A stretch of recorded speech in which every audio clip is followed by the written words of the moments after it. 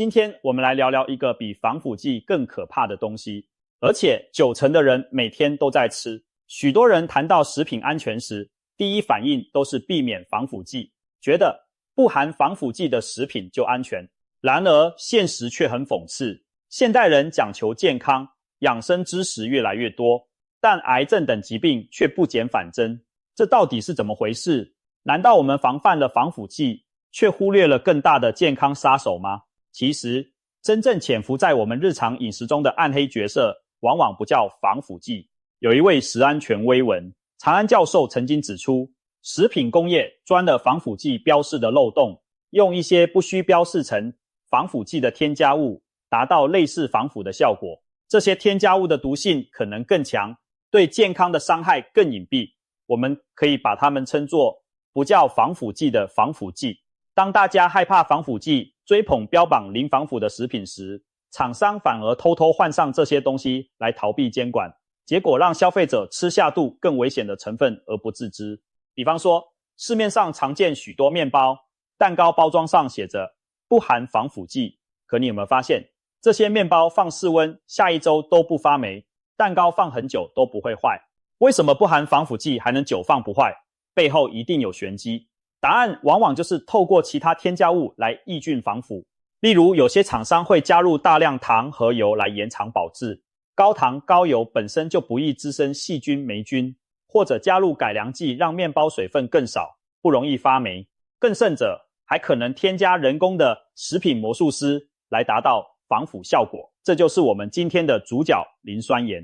磷酸盐不是防腐剂，它可以是品质改良剂、酸度调节剂、保湿剂，法规上不属于防腐剂范畴，所以产品可以声称无防腐剂，但磷酸盐却暗中扮演了防腐的角色。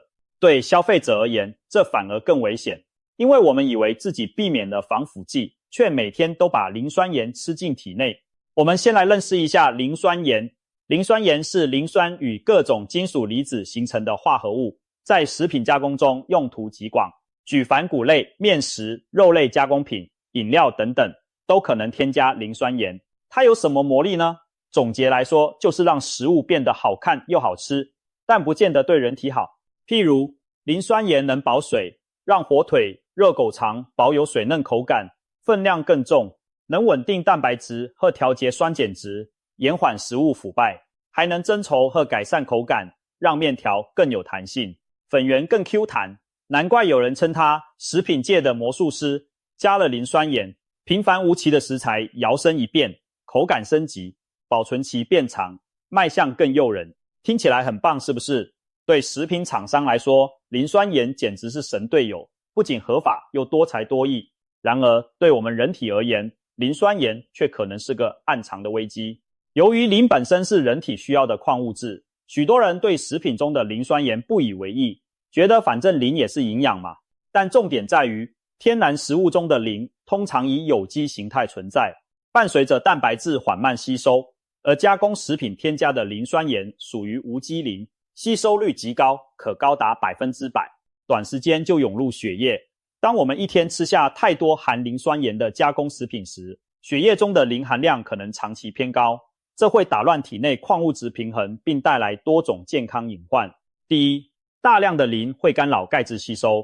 磷和钙在人体内此消彼长，当磷含量过高时，身体为了维持平衡，反而抑制钙的吸收，甚至从骨头中偷钙出来与磷结合。长此以往，钙从骨骼流失，骨质密度降低，就容易骨质疏松和骨骼早衰。你可能听过老人家才会得的50肩、肩关节周围炎，但现在30-40岁就肩膀僵硬抬不起的人越来越多。文长安教授就提到一个案例，30岁的年轻人患上严重的50肩，追查原因竟然和他常年每天喝碳酸饮料的习惯有关。碳酸饮料里大量添加的磷酸让可乐有劲爽的酸味，正是一种磷酸盐。它在体内与钙作用，可能导致钙质大量流失，沉积在关节，结果年纪轻轻关节就退化硬化。难以置信吧？一罐罐看似平常的汽水，居然能让青春的骨头提前变老。第二，血磷过高还会增加心血管疾病风险，因为多余的磷和钙结合后，可能沉积在血管壁，导致血管钙化。想象一下，我们的血管就像水管，应该柔韧有弹性，但如果钙质沉积其中，就变得又硬又脆，这就是动脉硬化的形成机制之一。一旦血管变窄变硬，高血压、心脏病、中风等风险自然攀升。研究也发现，长期高龄饮食的人，心血管相关的疾病发生率和死亡率都更高。磷酸盐让食品更美味的同时，也在我们体内偷偷筑墙，一点点堵塞着生命的河道。第三，肾脏负担加重。肾脏是负责排出体内多余磷的器官。正常情况下，我们吃进的磷大多能靠肾脏代谢掉。然而，当饮食中摄取的磷酸盐实在太多，超出肾脏的处理能力时，肾脏就像过劳的滤水器一样不堪重负。特别是本身肾功能就不好的族群，如慢性肾病患者，更需要严格限制磷的摄取。不少洗肾病人被问及饮食，都表示过去特别爱吃加工食品和喝含磷酸的饮料，这绝非巧合。可以说，磷酸盐虽不至于像剧毒一样让人急性中毒，但长期过量摄取绝对可能是让你慢性中毒的帮凶，从骨头、血管到肾脏逐步侵蚀你的健康根基。听到这里，你可能会问，既然磷酸盐这么不好，为什么还允许加在食品里？其实，少量的磷酸盐添加在法规范围内，一般被认为是安全的。健康的成年人只要均衡饮食，偶尔吃到含磷酸盐的食物，身体还是有能力代谢的。所以各国食品法规都允许限量使用磷酸盐。问题在于，现代人一天到晚被各种加工食品包围，早餐来杯含磷的拿铁，某些奶精、可可粉含磷酸盐，午餐微波、各速食面、面条和酱包都有磷酸盐。下午饿了吃包饼干，饼干里也常有磷酸盐当蓬松剂或乳化剂。晚餐来份卤味或火锅料，加工鱼丸甜不辣，富含磷酸盐。宵夜喝瓶可乐，一天累积下来，磷的摄取量很可能远超营养建议上限。也许你没有刻意，但不知不觉中，磷酸盐几乎无处不在地融入了你的每一餐。防腐剂你也许能避得掉，但磷酸盐真的防不胜防。这才是它比防腐剂更可怕的地方。防腐剂味道特殊，用途单一，较容易被察觉警惕。磷酸盐则隐身在各种花样食物中，以合法之名行放毒之实，让人防不胜防。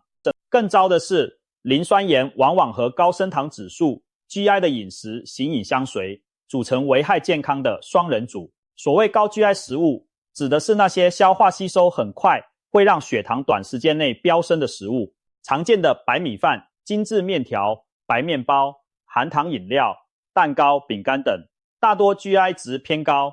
现代人的餐桌上，高 GI 精致碳水化合物随处可见。我们爱吃的米饭面食，其实就是典型的快速分解的食物，一进肚子就分解成葡萄糖，让血糖哄堂上涨。血糖高峰过后又迅速掉下来，紧跟着就是饥饿感和疲倦，又使你吃更多，如此恶性循环。高 GI 饮食被认为是肥胖、糖尿病的主因之一。近年来更有研究和临床发现，过多的精制糖与淀粉还可能助长癌细胞的生长。有人形象地说，癌细胞最爱吃糖，虽然这句话有点简化，但道理不假。癌细胞分裂需要大量能量，而葡萄糖是最快的燃料来源。当我们长期吃高 GI 食物，使血糖和胰岛素水平反复飙高，身体处于一种促生长的内分泌环境，正好给了潜在的肿瘤可乘之机。此外，高血糖还会造成慢性发炎反应，诱发细胞突变的概率，这些都是癌症风险上升的原因。奇怪的是，越来越多人注意养生了，癌症反而更多。部分原因就出在这里。很多人虽然开始注意少吃油、少吃盐，但却忽略了糖和精致淀粉的危害。早餐一杯手摇无糖，豆浆很健康，但是配的面包却是松软香甜的精致白面包。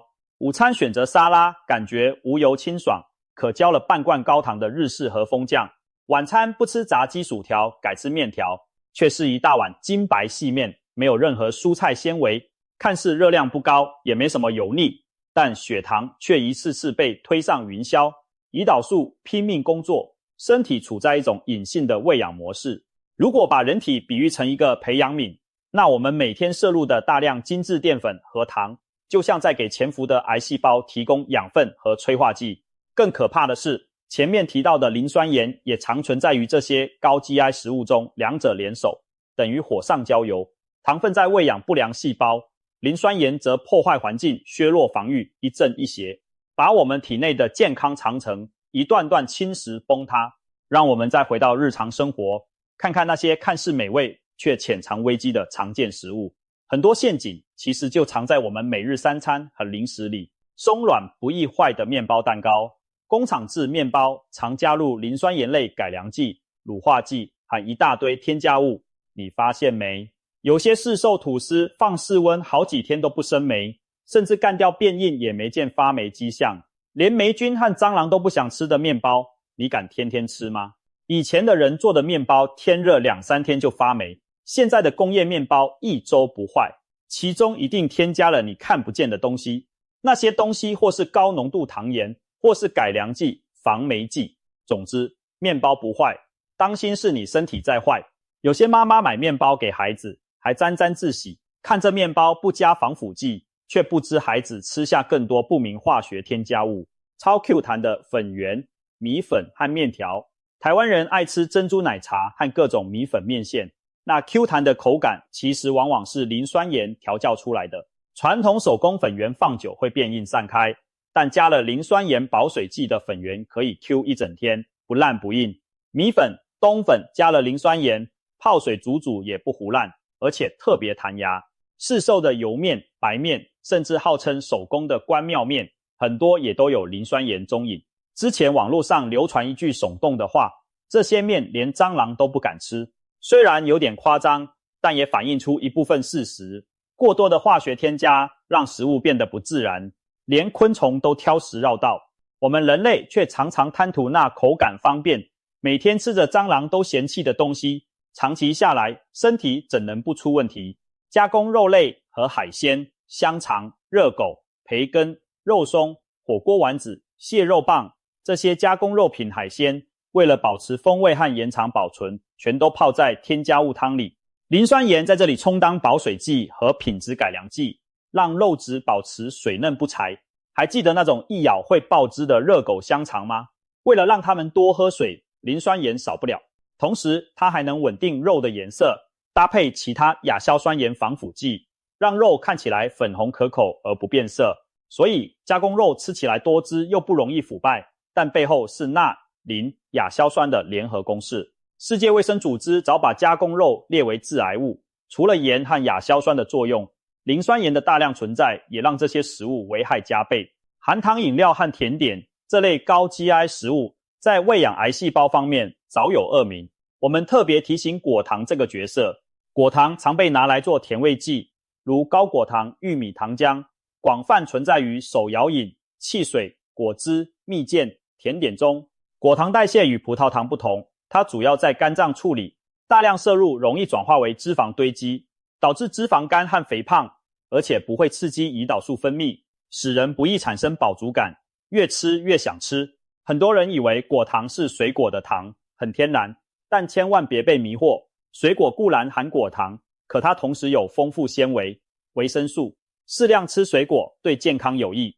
可若是果糖提炼出来当甜味剂加入饮料点心，那就是实实在在的精制糖，对健康的危害不亚于蔗糖，尤其是号称健康的蜂蜜果汁，其实果糖含量极高，喝下一大杯鲜榨果汁，比吃下一颗水果摄入的果糖多出数倍，而且失去纤维的缓冲，对血糖和肝脏的冲击极大。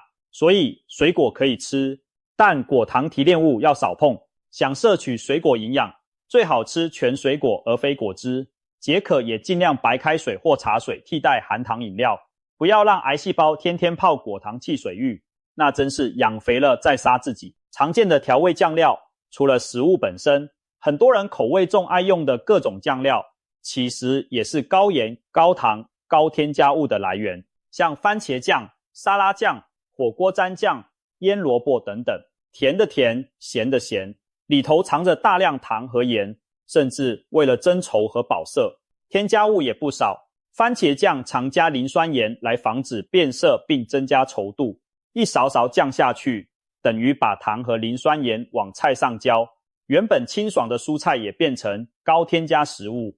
所以有句话说得好，最好的调味料就是原味，能不额外加酱就别加，或者用天然香料、柠檬汁、胡椒粉等替代一些重口酱料，减少不必要的糖和添加物摄入。看完上述种种，你是否有种细思极恐的感觉？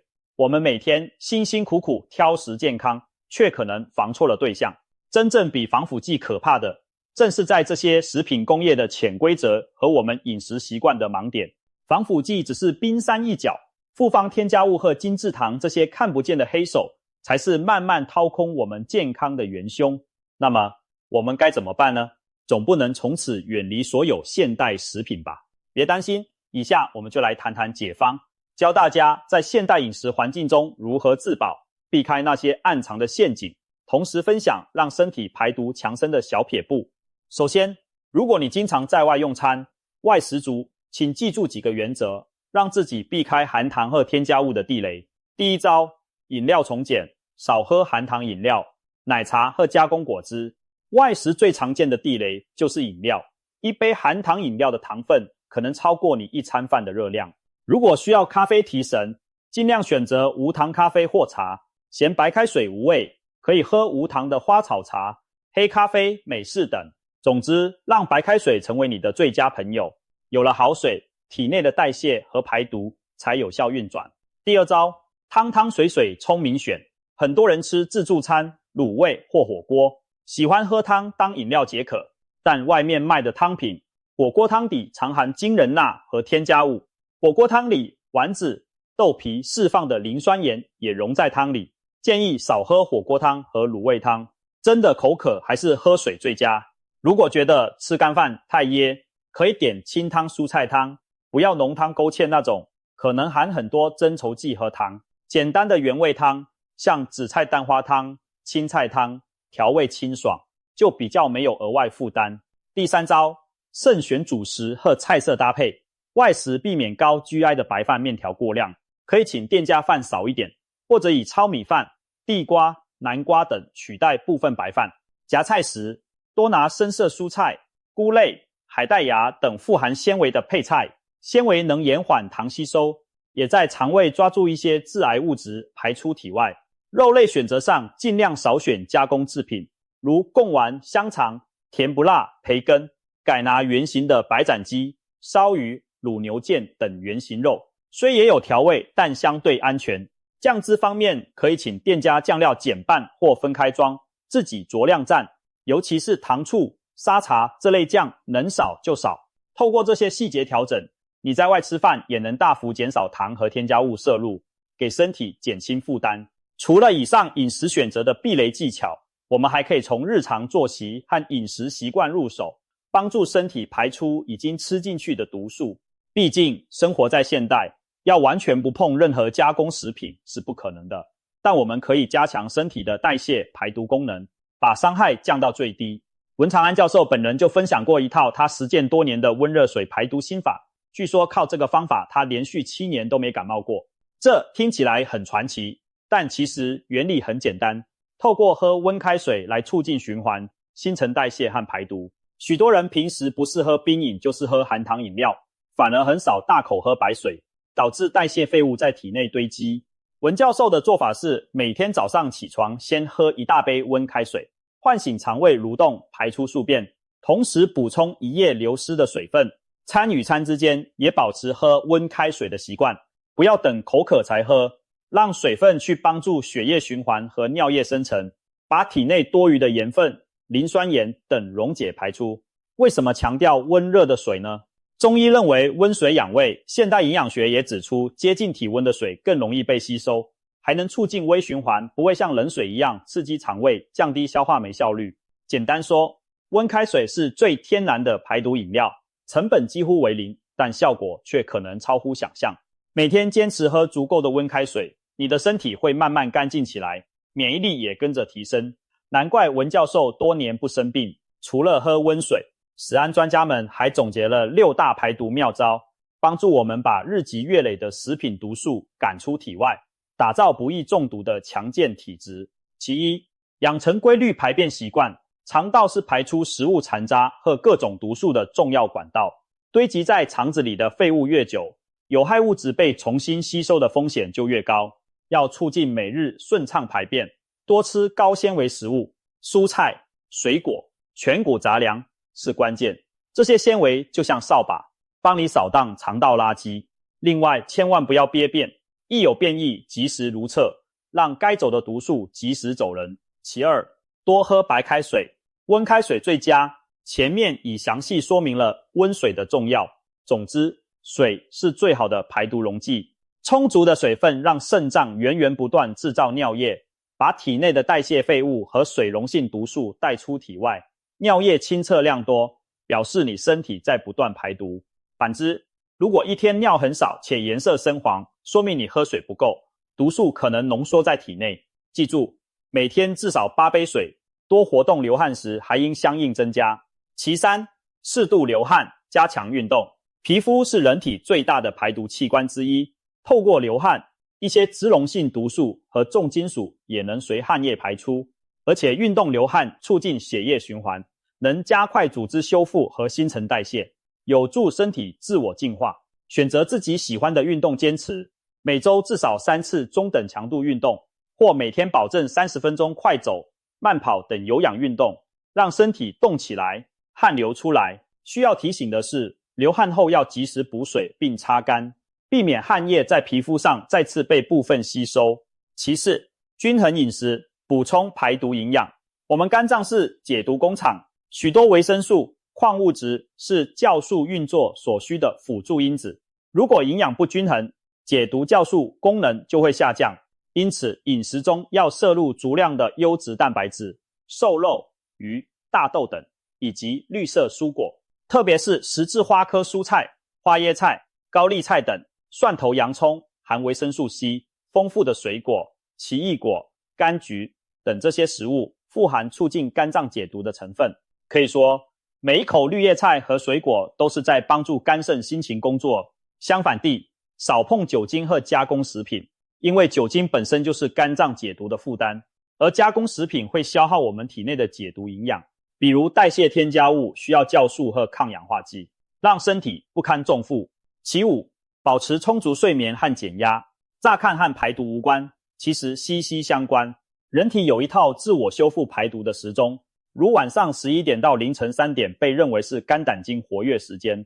如果总是熬夜，肝脏得不到休息，解毒效率也会降低。另外，压力荷尔蒙上升时，身体处于战斗状态，对解毒和修复的资源分配就会减少。所以每天至少7小时优质睡眠，并适当放松身心，听音乐、冥想、与好友聊天等，对维持良好的解毒功能很重要。其六，远离环境中的额外毒素。既然身体已经忙着对付食物里的添加物了，我们就别再雪上加霜，主动接触其他毒素。例如戒烟，烟里的有害物质需要肝脏解毒；少用劣质塑料容器装热食热饮，塑化剂会溶出进入食物。开车时不在密闭车内抽烟或喷浓香水，避免吸入挥发性化学物等等。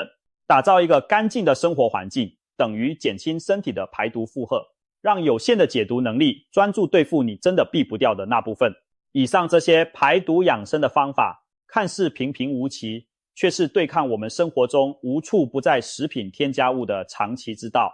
预防胜于治疗，最好的解毒方式其实就是尽量减少把毒吃进去，同时透过良好习惯把不小心吃进去的害处及时排出。我们无法回到没有任何添加物的原始时代，但我们可以决定自己身体的清洁度。就像文长安教授强调的，与其谈添加物色变，不如认真阅读食品标示，了解每种添加物的作用，学会替自己把关。当你开始关注食品配料表，你就会对哪些产品用了磷酸盐、用了大量糖盐一目了然，自然会做出更聪明的选择。最后，我们再强调一次，比防腐剂可怕的是什么？就是那些躲在日常食物中的隐形杀手。它们或许让食物更美味、更方便，但也在慢慢透支你的健康。别再让自己和家人陷入慢性食品中毒而不自知了。现在开始，选食物时多一分警觉，多看成分标示，少吃高糖高磷的加工物，多吃原形天然的食材。同时养成良好的生活习惯，帮身体把坏东西赶出去。当然，偶尔想解解馋也无妨，只要平常保持均衡，身体自有强大的修复力。希望今天的分享能帮助你识破超级 Q 弹的米粉、不会坏的面包等食物添加物陷阱，也把专家多年不生病的养生秘诀传授给你。我们不能也不需要完全与现代美食绝缘，但我们可以做一个有智慧的消费者，聪明的吃货，既享受口腹之欲，也守护自己的健康。记住，比防腐剂可怕的并不可怕，只要我们有知识、有行动力，它就不可怕。真正可怕的是无知和大意。